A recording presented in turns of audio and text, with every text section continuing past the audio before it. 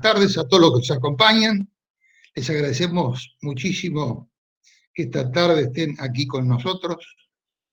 El Instituto Roca, dentro de su programa anual, ha ofrecido esta conferencia que se titula Julio Argentino Roca en el Colegio del Uruguay, a nuestro integrante del instituto y distinguido profesor Eduardo Alberto Lázari. Eduardo Alberto Lázari es muy conocido por todos, así que la presentación es obvia. Permanente, valga la redundancia, presencia en televisión, en radio, en programas culturales, necesaria mayores presentaciones. Y queremos agradecerle especialmente a las autoridades nacionales, provinciales y de la ciudad de Concepción y a rectores de las universidades de esa zona que nos acompañan especialmente. Hoy vamos a tener una presentación de unos 45 minutos por parte del profesor que la va a ilustrar para un mayor conocimiento de una etapa poco conocida de la vida del general Roca, que es la etapa de formación allí en el Colegio de Concepción de Uruguay. Y luego de esos 45 minutos daremos paso a unos 15, 20 minutos de preguntas que va a responder el profesor. Para las preguntas o directamente colocan la mano los que tengan ese sistema o las hacen al profesor Lázari. Les agradecemos nuevamente su presencia con nosotros y profesor Lázari, que den uso de la palabra. Bueno, muchísimas gracias. Bueno, para mí es un enorme gusto estar aquí con ustedes en esta tarde-noche primaveral que nos regala Buenos Aires y sobre todo con el honor de pertenecer al Instituto Roca y a su vez de compartir con varias de las personalidades que hoy nos acompañan en esta tarea de divulgación y de profundización en el conocimiento del general Julio Argentino Roca. Yo quisiera decirles que es sumamente interesante abordar los aspectos desconocidos del general Roca porque, de alguna manera, todos estos últimos años, alrededor de la figura de Julio Argentino Roca, se ha desatado una mezcla extraña entre malversación de los hechos históricos que se vinculan con quien fuera 2 veces presidente de la República y hasta hoy el hombre que más tiempo ocupó la presidencia de la República en toda la historia nacional, y por otro lado, ocultamientos sobre algunos aspectos que tienen que ver con esta figura eminente de la historia argentina. Quiero comentarles una anécdota. Yo fui invitado a dar una charla sobre Julio Argentino Roca en el Museo Histórico Nacional del Brasil, y en la presentación que me hizo quien era su directora en ese momento, la pregunta que me hizo o le hizo al auditorio fue: necesitamos que nos explique a los brasileños cuál es la razón por la que los argentinos han decidido suicidarse como sociedad. ¿Por qué no levantan a figuras como Domingo Faustino Sarmiento y Julio Argentino Roca, que son fundantes del Estado moderno argentino? Así que con este espíritu de tratar de encontrar algunas razones, vamos a profundizar en la presencia de Julio Argentino Roca en Concepción del Uruguay, y vamos a hacerlo desde una suerte de contexto que tiene que ver más que nada con esos años, que son 5 años fundamentales en la formación, porque es el paso de la adolescencia a la juventud, que antes era mucho más digamos, con menos años de vida, para poder entonces conocer este aspecto, estos años de la vida de Roca que son fundamentales en lo que es su formación. Ahí, bueno, vamos a pasar a tratar de presentar un entorno adecuado. Esperen que voy a hacer aquí, ahí está. Ahora sí puedo mostrarles lo que tenía preparado. Así es. Disculpen, vamos a retroceder uno más. Aquí estamos. Bueno, muy bien. El Colegio del Uruguay, así llamado cuando fue fundado en 1849, fue fundado por el entonces gobernador Justo José de Urquiza, que es una figura realmente atrapante de la historia, también otro de los, no diría olvidados, pero sí uno de los personajes que no son estudiados en la profundidad que merece por el carácter esencial que tuvo en la formación de la República moderna, y crea este colegio en lo que era la capital de la provincia de Entre Ríos, Concepción del Uruguay, y crea un colegio imitando. La figura de Urquiza es muy interesante por esa mezcla de caudillo federal y finalmente federal liberal, que se convierte luego de la Constitución, el hacedor del gran acuerdo nacional que hizo posible una Constitución que diera por finalizada verdaderamente la guerra civil entre los argentinos. Y por esa rara mezcla, una de las figuras que para Urquiza era esencial en la constitución histórica del país era Bernardino Rivadavia. Por eso, la inspiración de este Colegio Nacional del Uruguay está claramente vinculada a la figura de Rivadavia y el Colegio de Ciencias Morales, colegio que para entonces era un colegio importante en los tiempos de Rivadavia y que estaba atravesando un cierto tiempo de oscurantismo en los años del restaurador de las leyes Juan Manuel de Rosas.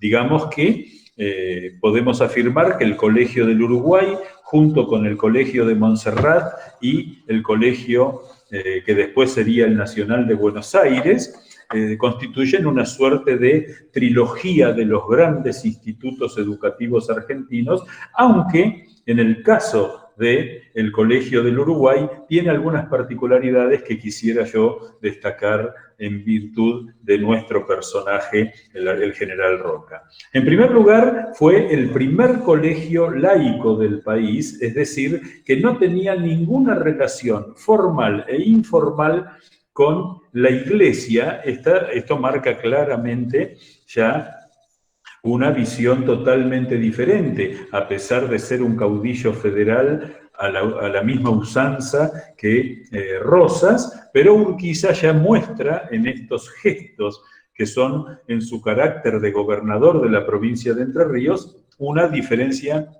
fundamental con respecto a Rosas, incluso de avanzada, podríamos decir allí. En ese sentido, el Colegio del Uruguay, que además nos viene bien recordar que para la provincia de Entre Ríos, el eje fundamental de su historia era el río Uruguay, por eso más adelante, en 1884, de la mano del general Racedo, se traslada a la capital a lo que iba a ser el destino histórico final de la provincia de Entre Ríos, la antigua república que había fundado Francisco Ramírez, mirando hacia Santa Fe, mirando hacia la Confederación Argentina, hacia la República Argentina y dejando aquella histórica relación con la banda oriental. Entonces, esto es importante para entender el concepto incluso contextual en el cual se da esta situación. Fundado el 28 de julio de 1849, es decir, que esto es anterior a la disputa de Urquiza con Rosas por el predominio en el Partido Federal, primer colegio laico de la Argentina, y va a alcanzar una importante, digamos, organización. En esto hay que destacar, nos acompaña un bisnieto de Alberto Larroque, otro de los olvidados argentinos. Este hombre verdaderamente fue uno de los puntales del desarrollo cultural y de la instrucción argentina a partir de su llegada en 1851 a la Argentina. Hay que decir que Urquiza lo va a contratar para que se haga cargo del Colegio del Uruguay, tarea que va a desarrollar durante 9 años. En esos 9 años va a estar Julio Argentino Roca viviendo en Concepción del Uruguay.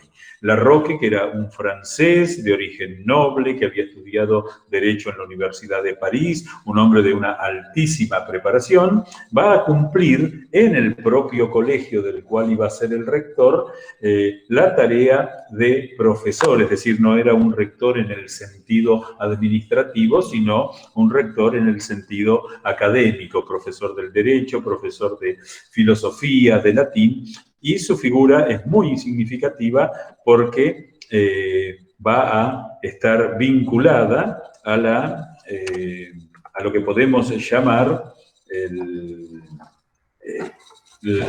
esperen un segundito, a veces no nos llevamos bien con estas cuestiones, lo que va a ser la definición central de cómo iba a ser organizado el colegio. Es decir, el colegio entre 1849 y 1854 se fue convirtiendo de alguna manera en un establecimiento educativo, pero con Larroque alcanza la conformación de un instituto de características verdaderamente significativas en todo lo que tiene que ver a los cursos que se iban a dar. Por eso, esta es la razón más significativa. ¿Perdón? Esperen que aquí vamos a... Ahí lo tienen. Perdón, bueno... Disculpen un segundito, estamos... Bueno, ahí creo que sí, ahí pueden ustedes visualizar, bueno, disculpen un segundo, estas cuestiones a veces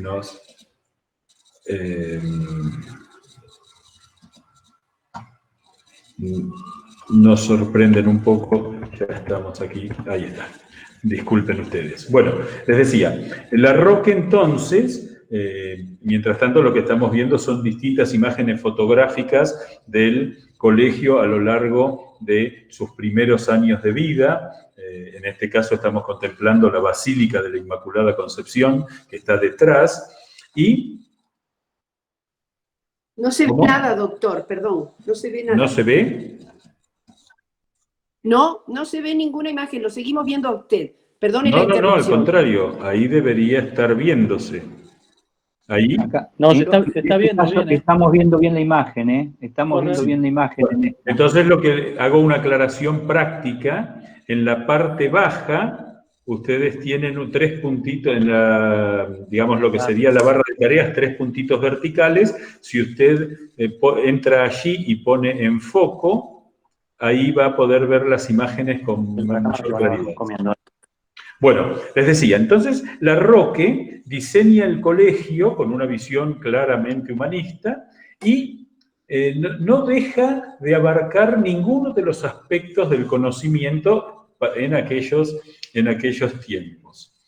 Carrera de letras, 6 años, ya esto marca una, digamos, pretensión significativa de formación para los alumnos, una carrera mercantil de 4 años, una carrera de ciencias exactas de 6 años, y esto es lo más significativo, por decir así, porque fíjense ustedes que intenta abarcar el aspecto científico, el aspecto humanista y el aspecto comercial, es decir, tiene una ambición universal, no podemos decir universitaria, pero sí claramente de que el mismo colegio, el mismo instituto sea un instituto donde la interrelación entre los distintos aspectos del saber les sirva a los alumnos para estar allí. Y en lo que se refiere a nosotros, aquí he transcrito una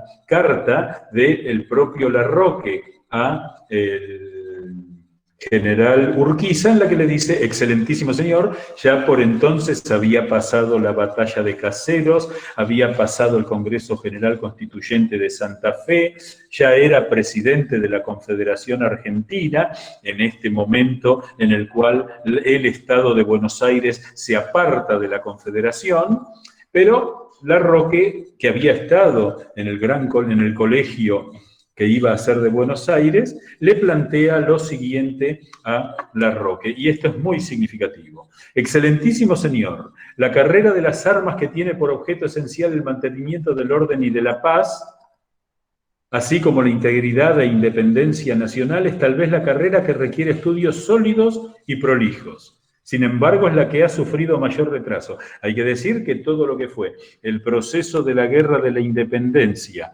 aproximadamente unos 14 años, la guerra contra el Brasil, 2 años más, y las guerras civiles argentinas con la formación de ejércitos provinciales, se había dado en un contexto en que la oficialidad y los soldados eran simplemente hombres de carácter, digamos, miliciano, es decir, que iban adquiriendo, incluso el mismo Urquiza, el mismo Rosas, adquirían su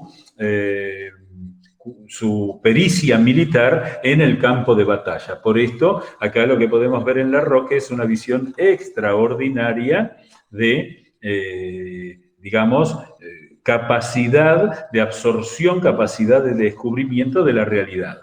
Es tiempo ya de afianzar seriamente el porvenir del país y de dar a la ciencia la parte honrosa que le pertenece a la carrera militar.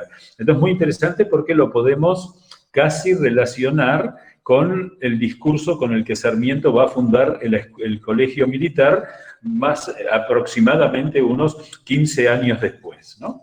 Importa sobre todo difundir en la juventud que se dedica a esa noble profesión principios de orden, de obediencia y de moralidad. Para conseguir tan favorables resultados, creo conveniente fundar en el Colegio del Uruguay una sección militar compuesta por 25 a 30 jóvenes. Y entonces, allí es donde aparece esta imagen que les estoy mirando. Este es un plano de lo que es el Colegio Nacional del Uruguay, en realidad el Colegio del Uruguay va a ser nacional después en los tiempos de Domingo Faustino Sarmiento, y, digamos, la sección militar se divide en 2 armas, infantería o caballería, y también luego va a surgir el arma de artillería, que es donde va a ser, digamos, discípulo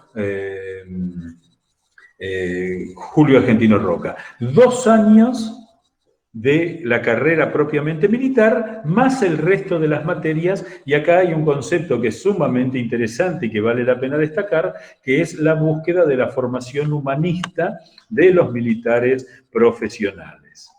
Así es que entonces, en imitación de las políticas de Rivadavia, y esto es muy importante, el gobernador Urquiza, estamos hablando de algo ocurrido con 35 años de distancia, es decir, fíjense ustedes lo que significaba el peso de la tradición que había establecido el Colegio de Ciencias Morales, de la mano del entonces ministro de Gobierno de la provincia de Buenos Aires, Bernardino Rivadavia, uno de los casos muy raros en la historia en que el ministro queda por encima en cuanto al prestigio y en cuanto a la dimensión histórica que el gobernador, Martín Rodríguez.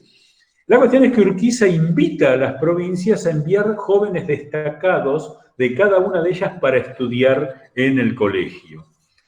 El colegio había tenido una destacada actuación en la defensa de la Confederación cuando se produce la invasión de Hornos y Madariaga al sur de Entre Ríos, empresa en la que fracasan, cuando se intentó boicotear y frenar el Congreso General Constituyente de Santa Fe en 1852, siendo el colegio uno de los bastiones de la defensa de Concepción del Uruguay, sede también de la gobernación.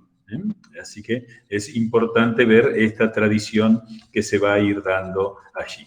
Entonces aquí ya empezamos a hablar de nuestro personaje. Esta es una muy simpática foto de Julio Argentino Roca con sus hermanos. Esto, por lo pronto, marca que la familia de Roca tenía una situación, una vida razonablemente acomodada en el Tucumán, porque esto, digamos, fíjense, los trajes de los jóvenes, de los niños, sumado a el hecho de la fotografía, que no estaba al alcance de todos, una familia muy tradicional en San Miguel del Tucumán, que además contaba con el enorme prestigio de haber unido a los Roca y a los Paz, que van a ser una familia que va a dar una larguísima cantidad de servidores públicos que comienzan con la figura de don José II Roca, el padre de Julio Argentino, y que va a seguir en uno de los tíos, Marcos Paz, y va a tener una trascendencia prácticamente hasta el presente en el servicio público, en el servicio del Estado.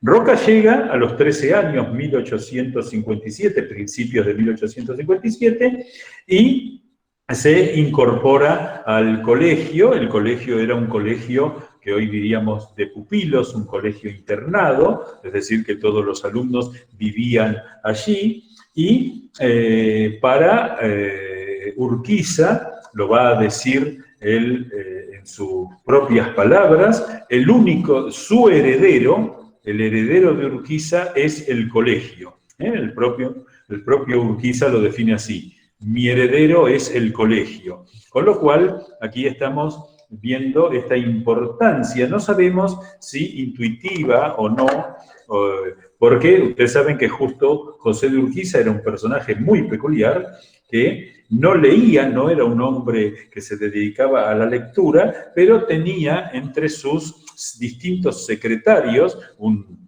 hombre que era un empresario gigantesco, que logró hacer de sus empresas las más prósperas de la Argentina, que no tuvo ningún inconveniente en tener una corresponsalía en Baltimore, otra corresponsalía en Londres, pero no era un hombre instruido particularmente, pero tenía secretarios a los cuales le entregaba libros que tenían la obligación de leer, y luego en una charla tenían que hacerle un comentario al respecto de ese libro, con lo cual la visión de Urquiza era muy universal, y el hecho de su admiración por el libertador de los Estados Unidos, como él llamaba a George Washington, que es el único retrato pintado en el Palacio San José, en la sala de lectura, en la sala de costura, y su luego pertenencia a la masonería, marcan que él había entendido en esto la historiografía argentina,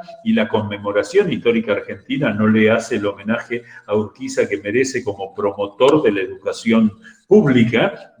Recordemos que incluso va a fundar una escuela normal en Paraná, que luego va a ser nacionalizada durante la presidencia de Domingo Faustino Sarmiento. Es decir, tenía una concepción intuitiva a partir de sus conocimientos que no se daban por la apetencia intelectual, sino la apetencia práctica del buen gobernante, pone en el colegio todo su impulso. Roca llega desde San Miguel del Tucumán, 1857. Aquí pensemos, para un niño de 13 años, alejarse prácticamente de su hogar, tenía que tener un impacto. Estamos hablando de viajes. Llegar a Concepción del Uruguay implicaba tener que llegar hasta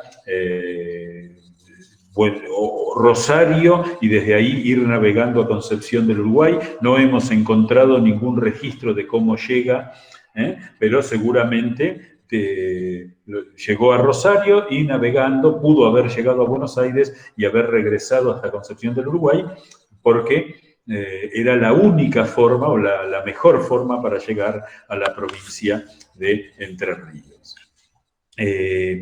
Va a rápidamente buscar el tema de la artillería, pero quiero destacar aquí, a partir de una anécdota, todos conocemos a Julio Argentino Roca como el Zorro, un mote que recibió a lo largo de toda su vida política, y que en realidad el primer lugar donde se lo llama Zorro es en el colegio del Uruguay, y se da a partir de una anécdota que es sumamente interesante porque demuestra esta casualidad. Son esas anécdotas que marcan al personaje. Yo ahí, digamos, está claro que fue un zorro en la vida política, en la vida militar. En la vida política son decenas de anécdotas en las cuales él mostró astucia frente a los chilenos en su viaje a Punta Arenas, entrando por el Pacífico, en todas las negociaciones políticas que lo hicieron llevar a Luis Sáenz Peña a la presidencia,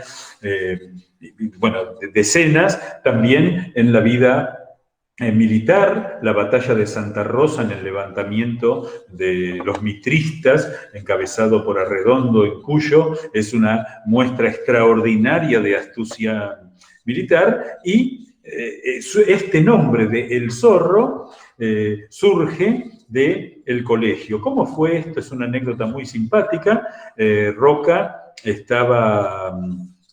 todos los alumnos del colegio estaban autorizados, luego de terminadas las clases, a vivir la ciudad de Concepción del Uruguay, Villa de la Inmaculada Concepción del río Uruguay, así se llamaba. De hecho, una curiosidad es que hasta más o menos la década de 1930, el gentilicio uruguayo se aplicaba a los que ahora se llaman uruguayenses para separarlos de los orientales que comenzaron a llamarse uruguayos. Esa es una curiosidad interesante, pero todos los jóvenes tenían la posibilidad de salir, estar por el pueblo y regresar a las 9 de la noche. A las 9 de la noche se cerraba la puerta del colegio y era eso una dificultad. Un día Roca llega tarde, golpea el portal, es legendario el portero, Andrés Truco se llamaba,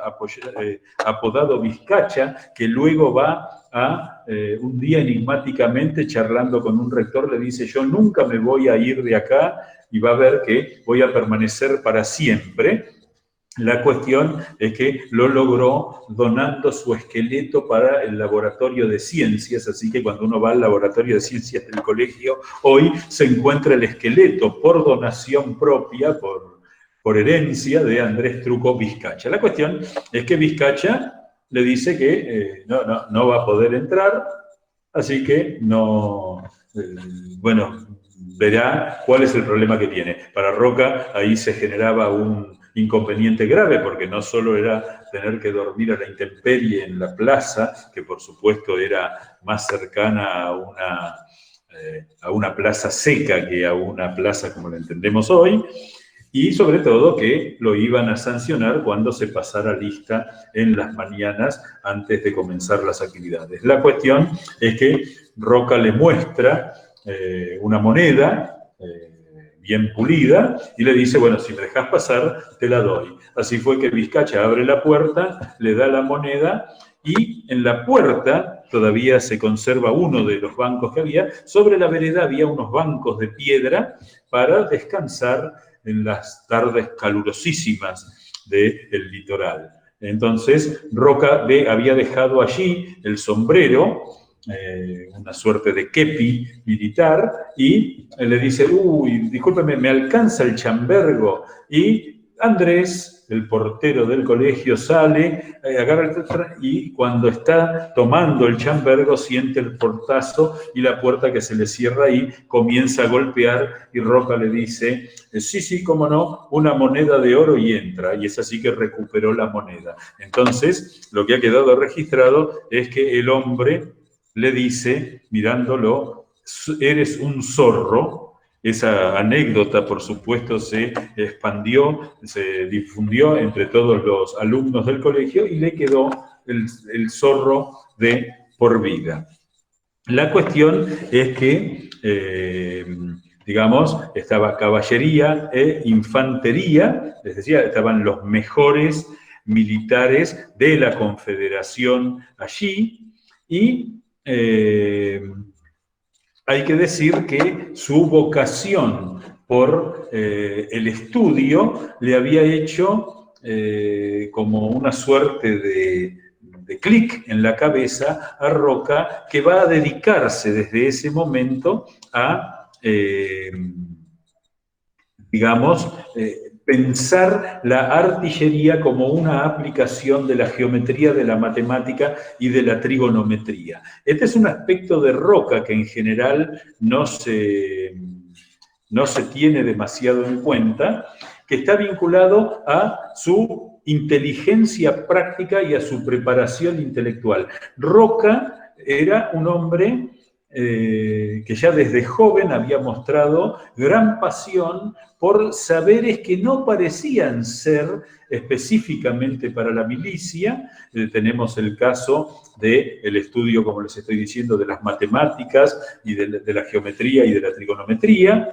Era un gran estudiante de latín y pues, a lo largo de toda su vida va a mantener el estudio, digamos, el conocimiento de los clásicos a partir de su lectura en el idioma original en el que fueron escritos. Roca en muchas cartas hace citas vinculadas a todo esto. El latín lo aprendió aquí en el Colegio del Uruguay. En 1859, ya llevaba prácticamente largos 2 años en Concepción, en el colegio, se va a producir la batalla de Cepeda. Urquiza organiza a su ejército, recurre por supuesto a los cadetes del colegio y Larroque no estaba muy convencido de que los jóvenes, los niños prácticamente, los que recién empezaban la formación, participaran. La cuestión es que allí el joven Roca decide enrolarse en el ejército y en la campaña de Cepeda va a obtener su, digamos, va a ser ascendido en batalla, y esto es como un primer signo, porque desde aquí en adelante, en todas las batallas en las que va a participar, prácticamente en todas, salvo en Pavón y en Curupaití, donde va a ser derrotado el ejército del cual él formaba parte, va a obtener los ascensos en batalla. Él, rindiendo su examen, obtiene los... el grado de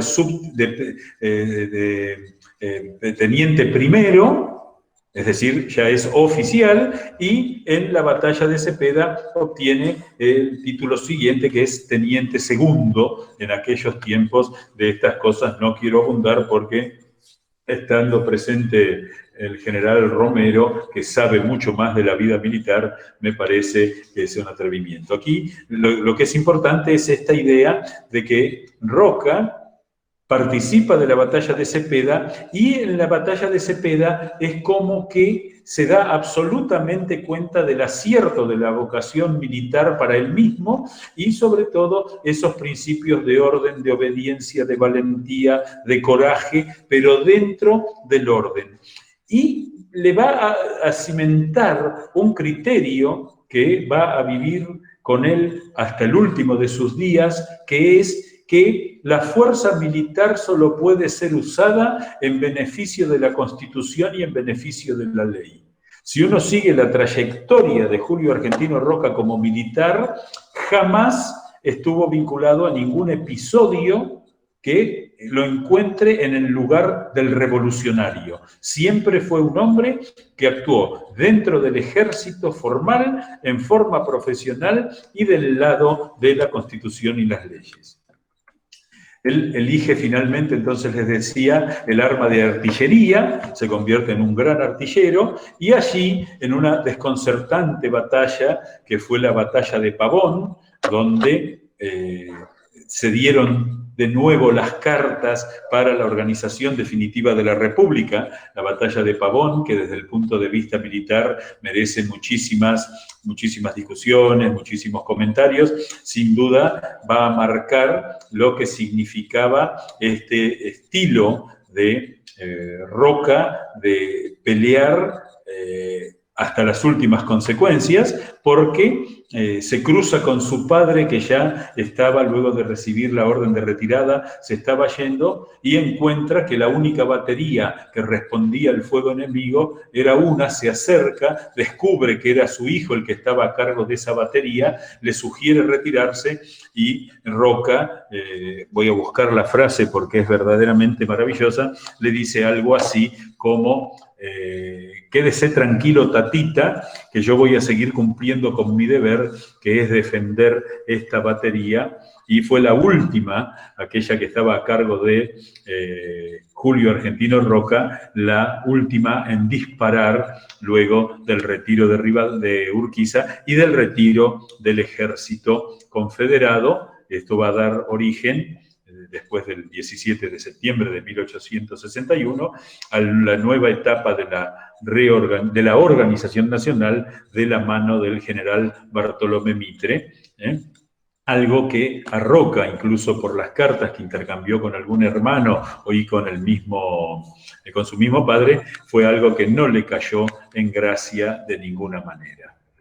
En 1861, luego de la batalla de Pavón, llega, rinde sus últimos exámenes, y entonces aquí definimos nuevamente lo que significa esta cuestión de que fue siempre un soldado de la Constitución y de la ley. Acá lo vemos con el uniforme de sus primeros años como militar. Hay que decir que los Roca se han caracterizado por ser calvos desde temprana edad, ¿no? Así que es una característica familiar que, digamos, vale la pena destacar, aunque espero que Gonzalo no se enoje al respecto por haber dicho esto. Aquí hay un aspecto, y esto tiene que ver con lo que charlábamos antes. En plena guerra contra el Paraguay, la guerra de la Triple Alianza, el general Juan G. Lioves, que era el jefe del Estado Mayor del Ejército Argentino, uno de los lugartenientes del general Bartolomé Mitre, vio una vela encendida dentro de una de las carpas de campaña y se acerca y descubrió que era Julio Argentino Roca, que ya por entonces, en 1866, era un hombre que tenía algo más de 23 años, y lo encontró leyendo del latín las décadas de Tito Livio, lo cual habla de la característica de humanismo que en Roca le implantó el Colegio Nacional del Uruguay, el Colegio del Uruguay, que después va a ser nacional, ya lo era para 1871, y marca de alguna manera una diferencia con muchos de los militares compañeros de carrera de él. Curiosamente, y acá ya entramos en un terreno más moderno, el Colegio del Uruguay, en esta trilogía que conforma con el Nacional de Montserrat, el Nacional del Uruguay y el Nacional de Buenos Aires. Recordemos que Urquiza, interesado en el tema educativo mucho más de lo que se dice, le da el carácter de colegio nacional al Colegio de Montserrat. Luego va a venir el presidente Mitre, que le va a dar carácter de colegio nacional al Colegio de Buenos Aires, y finalmente Sarmiento le va a dar el carácter de colegio nacional al del Uruguay. ha mantenido una tradición. Lamentablemente, el Colegio del Uruguay no siguió el camino del Buenos Aires y del Montserrat de ser incorporados a la universidad como un establecimiento educativo, es decir, que este colegio nacional pasó a depender de la provincia de Entre Ríos y hoy luce con orgullo el nombre de Colegio Superior del Uruguay,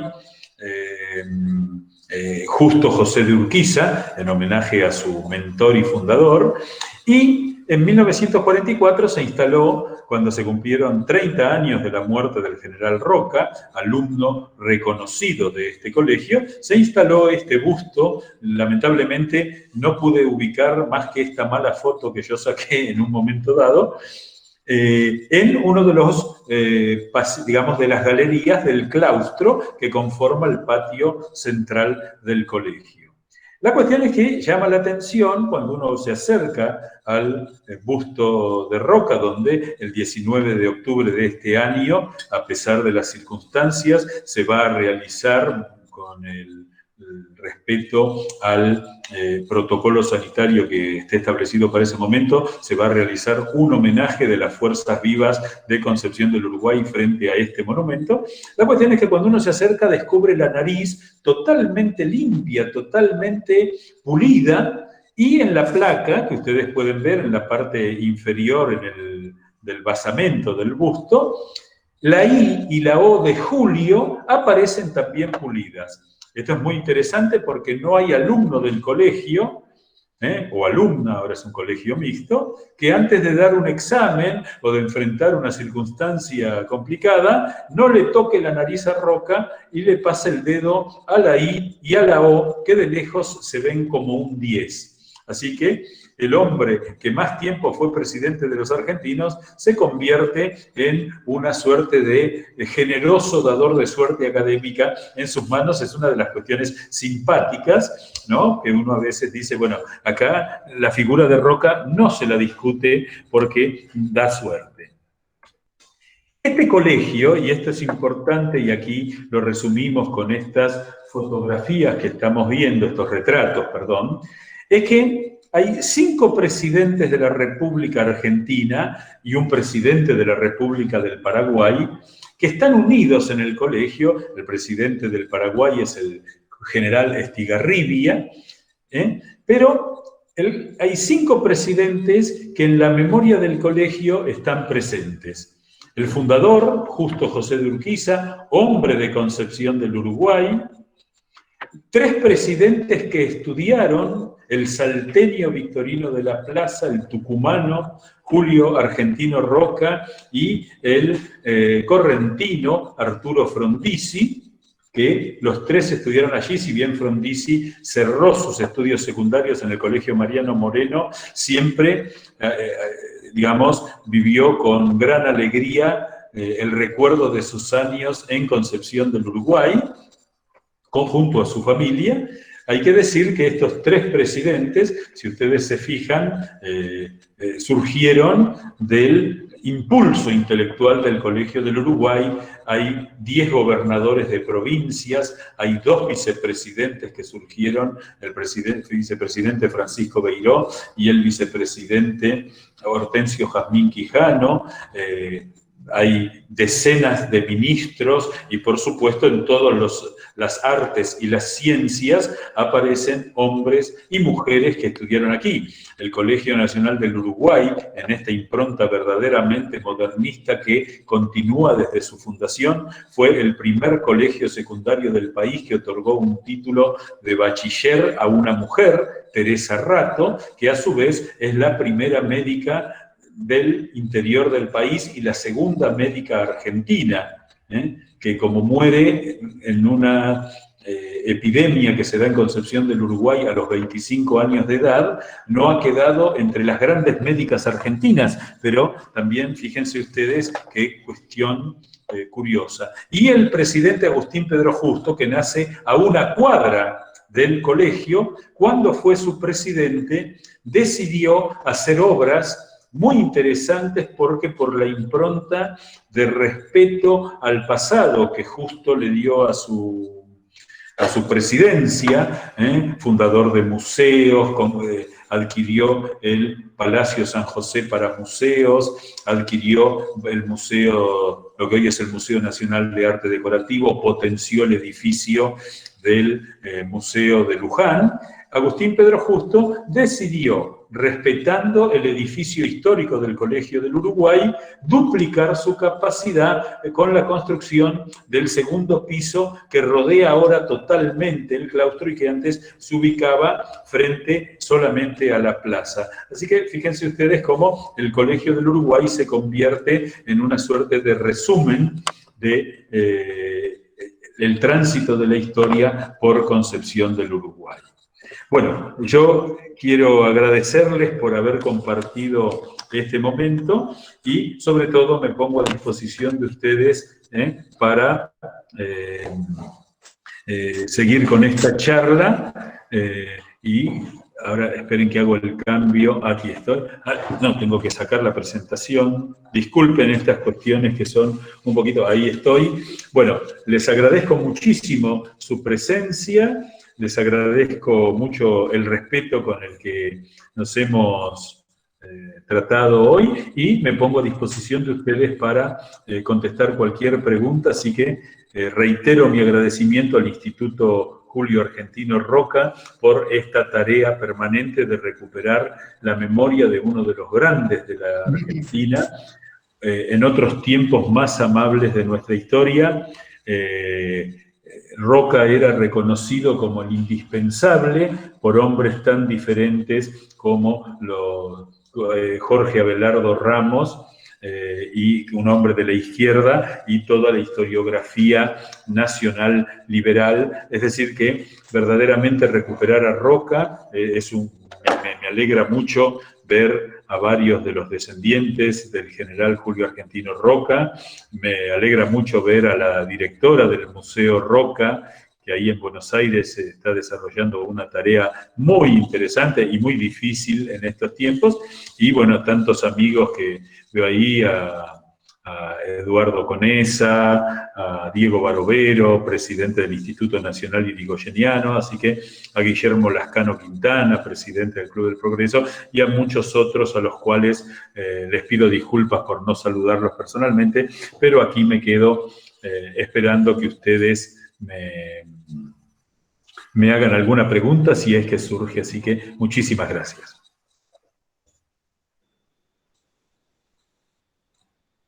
Creo el procedimiento ideal sería que desbloqueen su micrófono y hagan la pregunta si, total, somos una cantidad de gente razonable.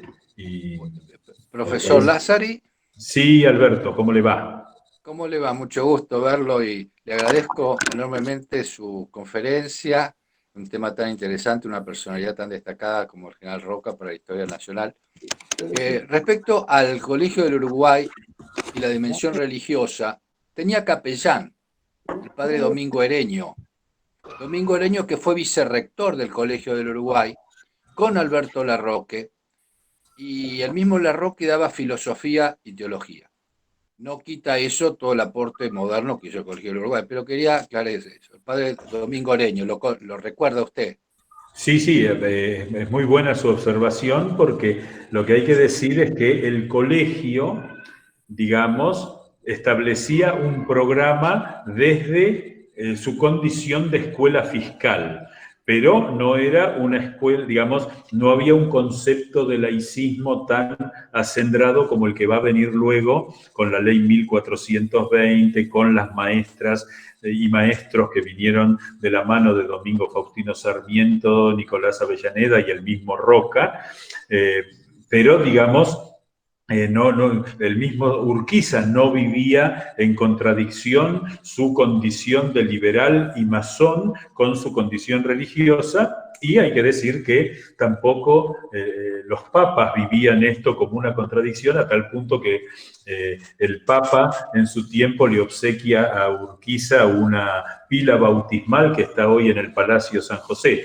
Pero, digamos, en la impronta fundadora del colegio, lo religioso estaba como una parte más de la, digamos, de la vida humana, pero no como el eje, tal como había sido la impronta de todos los colegios, por supuesto en la época colonial, y se conservaba en el Colegio de Montserrat, incluso en la Universidad de Córdoba, y también en el, digamos, pensemos que un colegio de las características del Colegio del Uruguay, cuando se lo intentó convertir así al Montserrat y la creación de las escuelas normales en Córdoba, generó 30 años después, 25 años después de la fundación del Colegio del Uruguay, gravísimos problemas en la provincia de Córdoba, pero su observación es correcta porque no había una contradicción. Quizá no la tenía Urquiza en su vida y por lo tanto él transmitía sin contradicción esta idea al colegio, pero reservándose el conocimiento de todas las ciencias. El padre Domingo Oreño lo casó a Urquiza, y Urquiza fue el que restableció las relaciones con la Santa Sede. Exactamente, sí, hay que decir que es muy simpático porque, digamos, Urquiza había esquivado el matrimonio durante toda su vida y, bueno, finalmente cuando el Papa le dijo, todo bien muchacho, pero para ser un presidente católico como manda la Constitución, te tenés que casar, a los 54 años se casó con Dolores Costa, que va a ser la mujer que lo acompaña hasta el fin de sus días, ¿no? Muchas gracias, profesor. Este es un comentario que corre por mi cuenta, quizá parte de la impronta romántica del general Roca haya sido en la imitación de la enorme impronta romántica del general Urquiza, pero eso ya es más para otro tipo de hipótesis. Muchas gracias.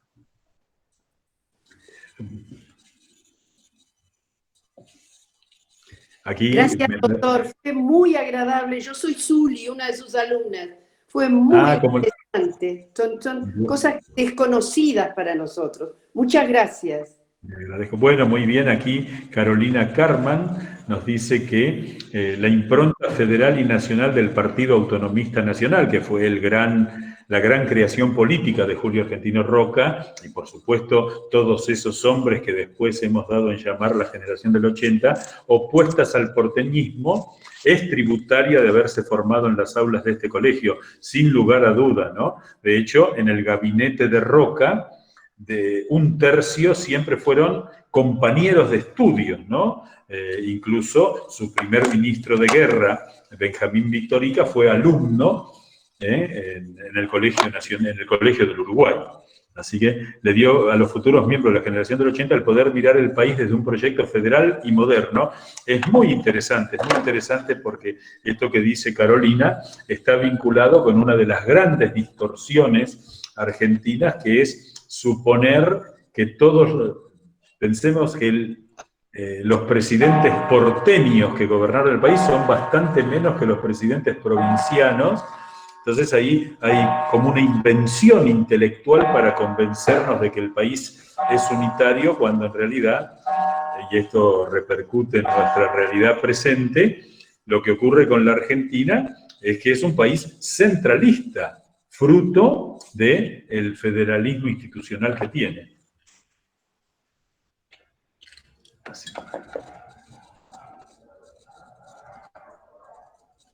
Si alguien Graciela Cohen quería decir algo. Graciela.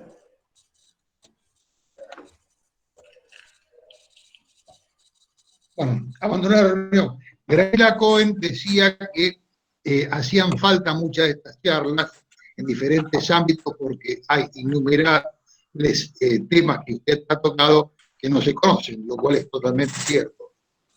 Con respecto al laicismo, sí, Roca fue educado dentro de un liberalismo con una visión de horizonte positivista.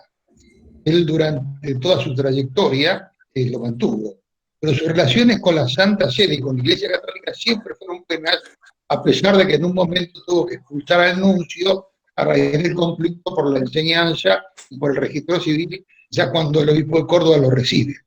A pesar de ello, tuvo una alianza indestructible con los salesianos que tiene mucho que ver con el proyecto educativo que tenía Roca. Esos famosos colegios agrotécnicos que aún existen en la Patagonia, esos son los colegios que tenía Roca en su cabeza, que trató de llevar en su segunda presidencia.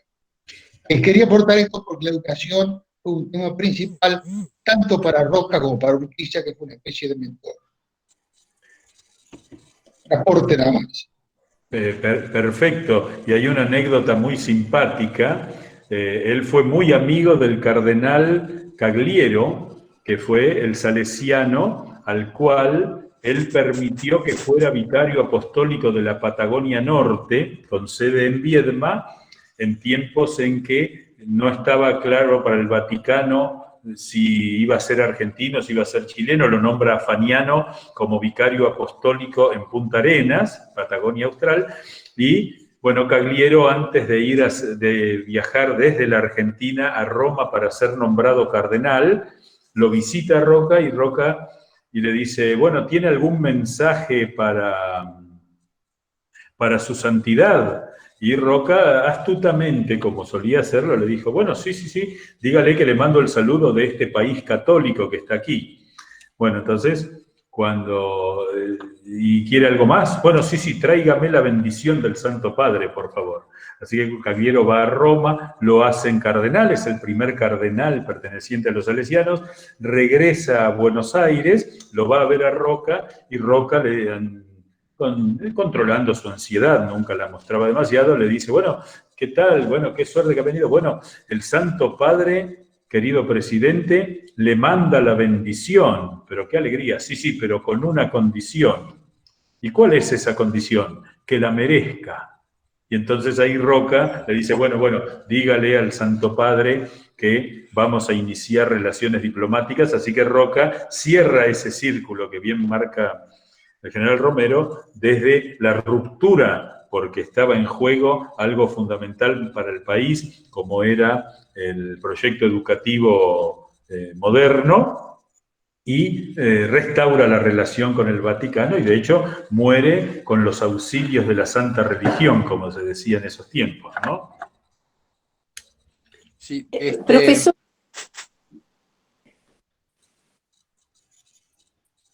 Sí, adelante la dama que estaba hablando. No, solamente para decirle que lo que quería decir Graciela Cohen es que nos debe un curso sobre Roca, entero, digamos. Yo les propongo seguir la página, el blog extraordinario del Instituto Roca, que es julioarrocahoy.wordpress.com, si no ponen Julio Argentino Roca Hoy y los deriva, donde hay muchísima información, y vamos a estar haciendo sin duda alguna cuestión, pero bueno, digamos, yo creo que tanto con Sarmiento como con Roca tenemos una gran ventaja. Ahí Gonzalo acaba de poner la dirección del blog, julioarrocahoy@wordpress.com, ahí pueden encontrar toda la información. Pero bueno, tanto Sarmiento como Roca tienen una gran ventaja, es que saben defenderse solos, así que para nosotros es contar con una gran ayuda. Una pregunta respecto a la campaña del desierto, que Roca parece que continuó la de Rosas. ¿Él pudo haberse enterado de cuál era el procedimiento en el Colegio del Uruguay?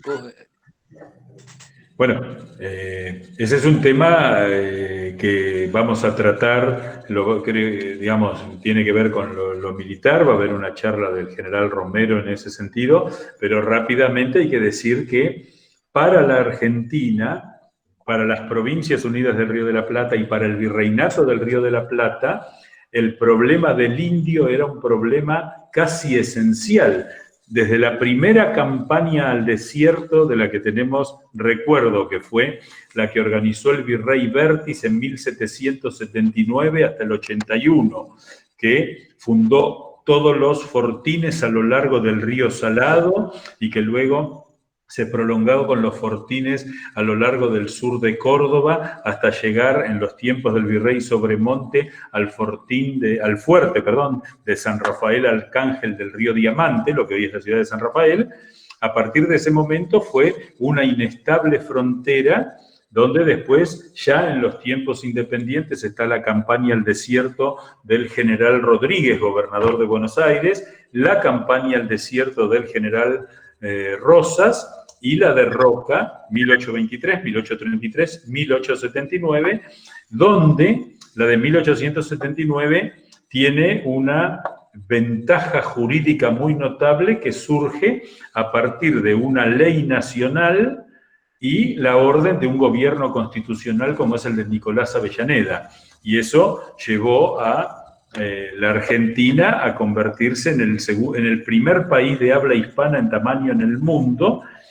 Lo que ocurre, yo siempre bromeo un poco diciendo que llego a pagar hasta 10 millones de dólares en efectivo a quien me traiga un libro de cuestionamiento a la campaña al desierto y de cuestionamiento a la figura de Julio Argentino Roca, escrito, digamos, la única condición que pongo es que esté escrito antes de 1990, porque en realidad esto forma parte de una, digamos, de una cuestión historiográfico-política donde se descontextualizan los hechos, se los trae al presente. Es probable que el tema de las campañas al desierto figurara en los temas de historia militar que pudieran darse allí. Habrá que investigarlo si hay alguna documentación al respecto, pero sí, sin duda era una de las campañas, como lo fue la campaña del cruce de los Andes, como fueron las campañas del Ejército del Norte, del Ejército del Paraguay, del Ejército del Brasil, que se estudiaban para ir formando una tradición militar nacional. Muchas gracias. No, por favor. Yo tengo una consulta para el profesor Lázari. Sí. Escuché que el profesor Alberto Larroque, el abogado francés que había sido contratado por el presidente Urquiza, había sido anteriormente profesor del actual Colegio Nacional de Buenos Aires. No sé si lo entendí bien. Esa es la pregunta. Sí, es correcto, es correcto. Larroque llega a Buenos Aires, tiene a su cargo una cátedra en el Colegio Sudamericano, se lo llamaba en ese momento, y luego es contratado por Urquiza en 1854. Y de hecho, luego de su divergencia con Urquiza, cuando Urquiza vuelve a ser gobernador de la provincia en 1863, regresa a Buenos Aires. Algo que le agradezco mucho la pregunta, porque cuando Larroque, cuando se crea el Consejo Nacional de Educación en la presidencia de Julio Argentino Roca, Domingo Faustino Sarmiento es el presidente y Larroque es uno de los vocales. Es como una devolución de favores y un agradecimiento a su mentor, a su formador intelectual por parte de Roca, y Roca participa personalmente, siendo presidente de la República, del sepelio, del funeral en el cementerio de la Recoleta de Larroque. Porque Larroque volvió a Buenos Aires y dedicó los últimos 20 años de su vida a seguir con su tarea educativa desde la capital de todos los argentinos, que ya era capital cuando asumió en el Consejo Nacional de Educación. Así que muy buena su pregunta, que me ha permitido aclarar este punto. Muchas gracias, profesor. Bien, si no tenemos alguna otra pregunta, aparentemente no. Bueno, profesor Lázari, muchísimas gracias por tan brillante exposición. Esta es una etapa poco conocida de la vida de nuestro prócer, que usted hoy ha contribuido a que llegue a muchísima gente y por boca de esa gente a mucha más. Con respecto a las señoras y a los señores que pedían a través del chat más reuniones de este tipo, queremos informarlos. El mes de octubre es el mes que nosotros celebramos el 140 aniversario de la primera asunción de Roca como presidente. El 19 de octubre es el día de su fallecimiento. En cualquier país serio, Roca estaría en el Olimpo de sus próceres. En el nuestro no. Así que el 19 de octubre va a haber varios actos que va a organizar el Instituto Roca. Pero, con respecto a lo que le pedían al profesor Lázari, el día 9 de octubre, a las 19 horas, también por Zoom va a haber una conferencia que también va a dar el profesor Lázari respecto a la campaña de 1881 en la zona pedaña a Bariloche, organizada por la filial del Instituto Bariloche. El día 19 de octubre, a las 19 horas, y por Zoom vamos a hacer conocer el ID de ingreso a todos, va a haber un panel que se va a titular Roca, el hombre, el militar y el político. Casualmente estamos aquí los panelistas que vamos a hacer en ese orden. Roca el hombre, Gonzalo Roca, descendiente directo del prócer, Roca el militar, yo como colega, y Roca el político por el doctor Eduardo Conesa, distinguido intelectual y político también. Una rara virtud intelectual y política. Muchas gracias, Eduardo Lázari, brillante la presentación. Muchas gracias a todos los que hoy nos han acompañado y la invitación para que sigan con nosotros en esta campaña donde queremos de alguna manera que el prócer sea reconocido por todo lo que ha hecho. Buenas noches para todos. Muchas gracias y saludos.